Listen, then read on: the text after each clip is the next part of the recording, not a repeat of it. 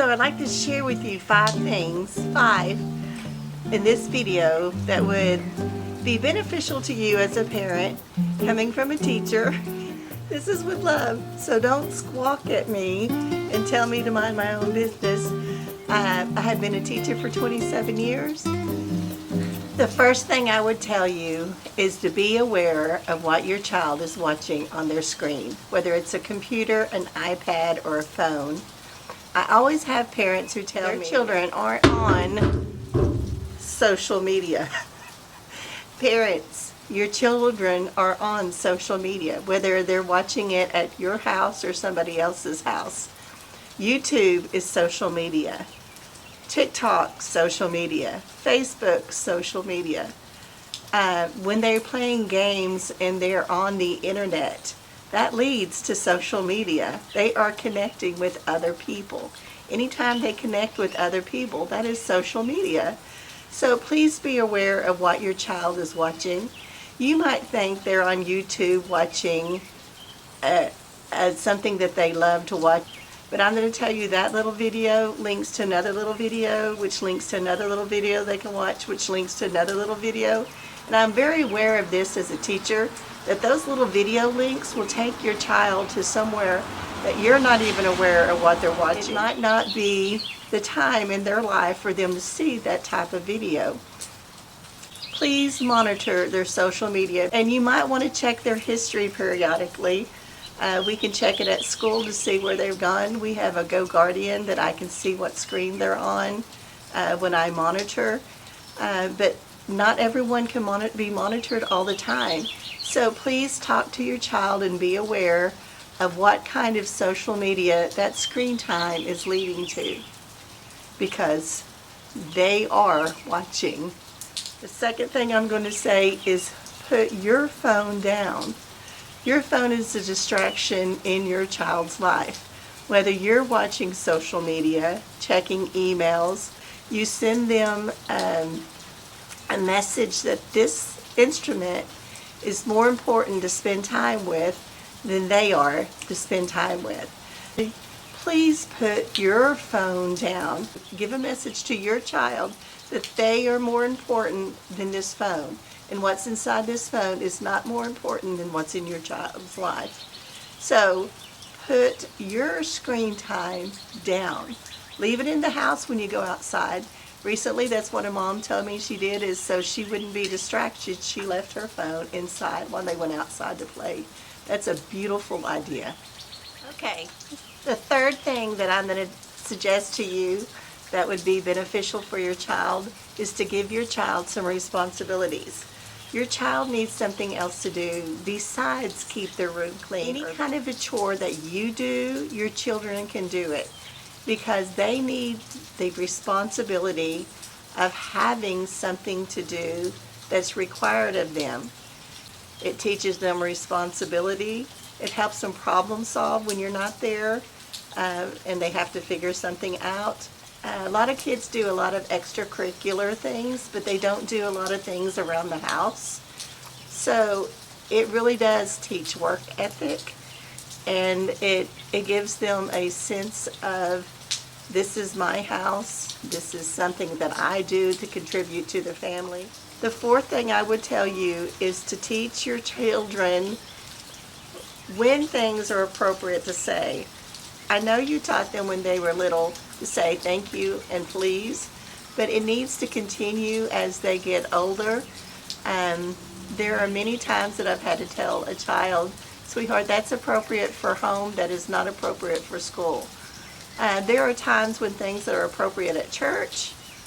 There's things when times are appropriate at a restaurant, things at a time are appropriate at a sporting event.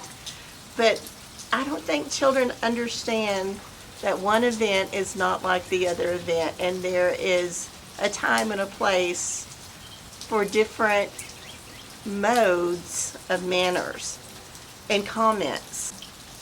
I don't know if it's a breakdown or if it's from screen time, but children don't seem to understand what's appropriate to say to an adult when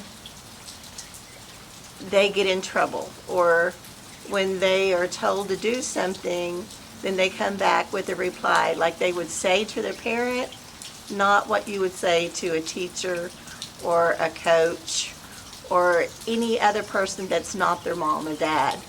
I have to say, sweetheart, I'm not your mom. That's not appropriate to say that to me.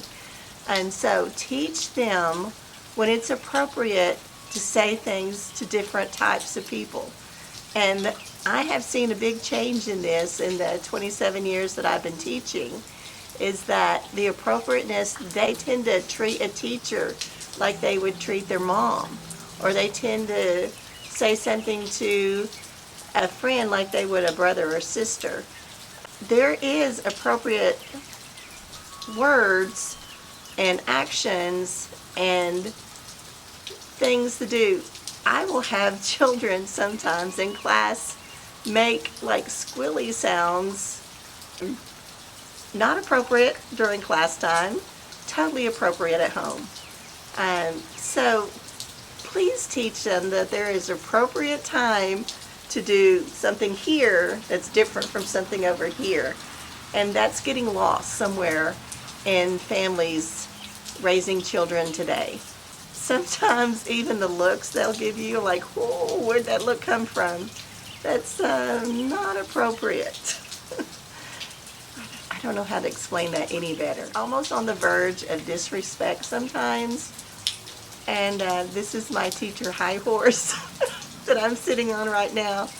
And I think why so many teachers feel disrespected by children is because they don't understand there's one way for behavior here at home and another way for behavior out somewhere.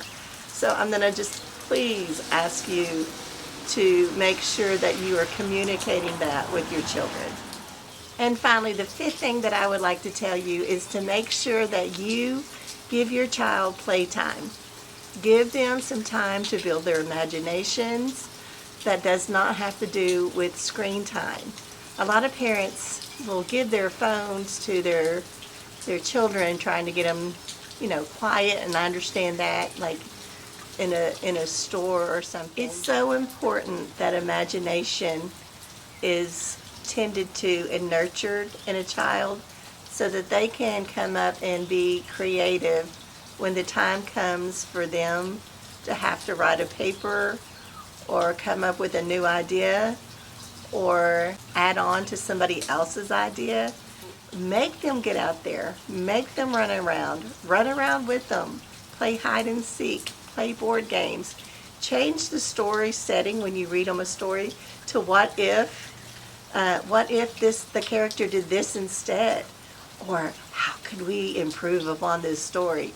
So come up with some great ideas to build your child's imaginative thinking, because it is going to be so important in their life. I'm actually a math teacher. And it's important that children see actions in math. And a lot of time, I think it's because their creativity is not quite there, that they have a hard time imagining. I just think it affects math. I think it affects reading. I think it affects writing. And so I cannot stress enough to you the importance of imagination. Well, those are my 5 things that I think is important. And please take this as it's meant to be, from a loving mom, a loving teacher, to more moms and other professionals who love their children. So until then, Becky out, and please join me again. Subscribe, give me a thumbs up if you like it. Please don't leave me mean comments. Until then, Becky out.